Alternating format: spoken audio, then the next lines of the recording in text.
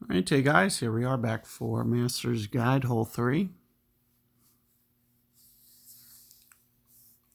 Let's take a look here. What we typically do on this is a fairway bounce shot. This wind isn't too bad. Not too bad at all. Now, one of the things that you'll see that I typically do is try to keep the spin down.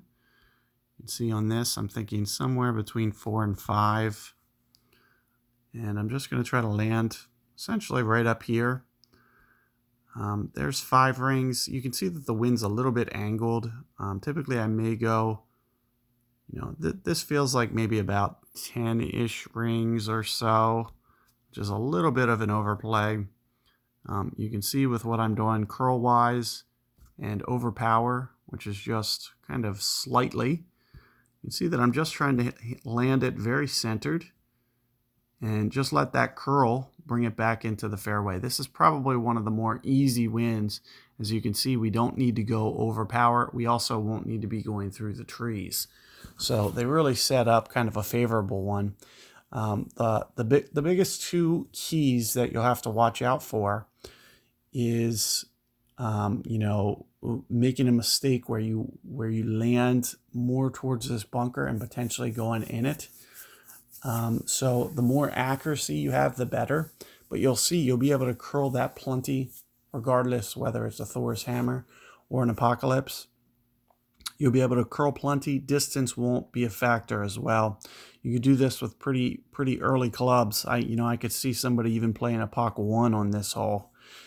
So one of the things that you'll just want to do is try to keep it a little bit short. So you'll see what I did with my spin. You don't even need to be as far as the opponent is there. It's just a little bit too far. You'll see we're well within range here.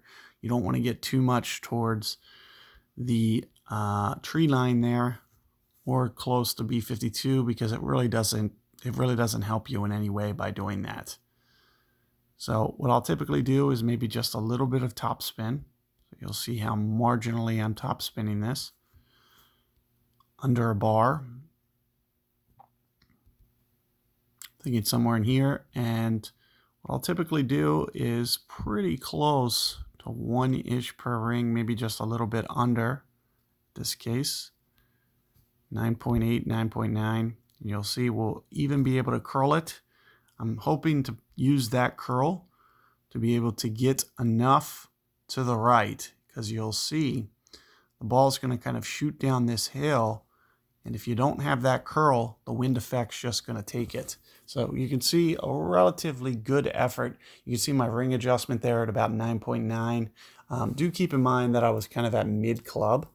My opponent's going to be even less at mid-club. So if he was to go more than 10 rings, it would probably be too much.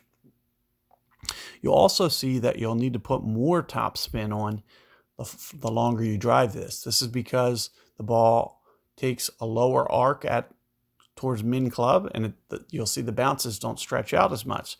So you'll see that he's changing his adjustment even a little bit more north than mine, and still has kind of a shorter hop. But do keep in mind you are kind of shooting just a little bit to higher ground, and you won't quite need a 1-to-1 adjustment. With the adjustment, typically, the only time that I'll ever use a 1-to-1 per ring would be right at kind of the max line. But the most important factor is going to be the wind effect. You'll see that the wind effect is going to be the most significant part about that shot.